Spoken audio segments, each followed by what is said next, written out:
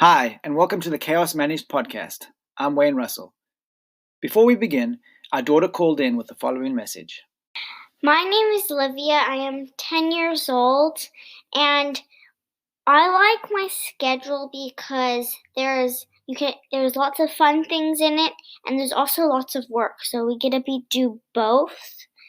And what's nice is that we do all of our study stuff in the morning, so we don't have to do it in the afternoon. So like afternoon is like sort of free time. We can do like anything, basically. So we do baking time, we do movie time, we have game time, we can play outside. Sometimes me and my brother make obstacles and games and like fun fairs.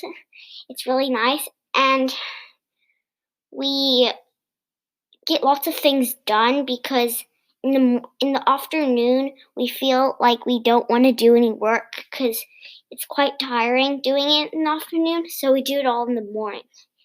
It's quite easier then. Thank you, Livia. The first episode of Chaos Managed, titled Chaos in the Time of Corona, talks more about establishing a daily routine that facilitates social, emotional, and academic learning. Listen to episode 1 to hear more. Now to the topic of this episode, racism. This has definitely been the most challenging episode so far to plan and create. I can be racist in my thinking and words. I have to choose on a daily basis to be anti-racist in my thinking, words, and actions. I grew up in apartheid South Africa. White neighborhoods, white-only beaches, white schools. I only witnessed blacks in subservient roles, cleaning our house or mowing our lawn. As a child, I had no idea I was being educated in apartheid schools.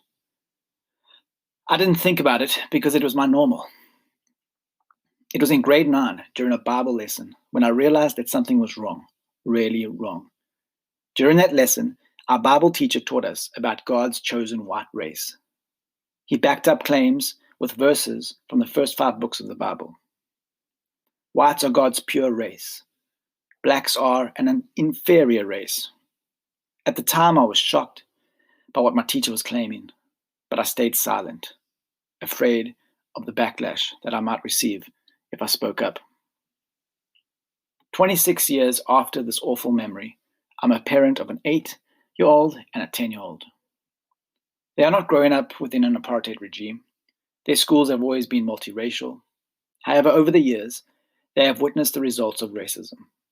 Whether it's noticing that a lot of black people in South Africa live in neighborhoods characterized by poverty, or hearing about racist behavior on the news, behavior that is killing people because of their skin tone. How do we guide our children through our racist world? Staying silent is no longer an option. As parents, we have the responsibility to teach our children how to be anti-racists.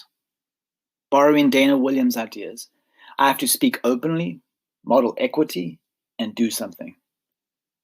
As an American and as a South African, I must speak openly with my children about America's history of prejudice and bigotry, and South Africa's history of discrimination and segregation.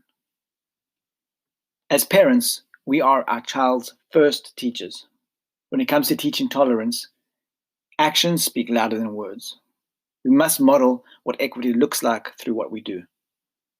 And finally, we must do something. We can take a stand when we witness injustice. We can challenge racism, bigotry, and stereotypes, and we can encourage our children to take action too. Silence and inaction in the face of bigotry condones it. This Saturday at 10 a.m.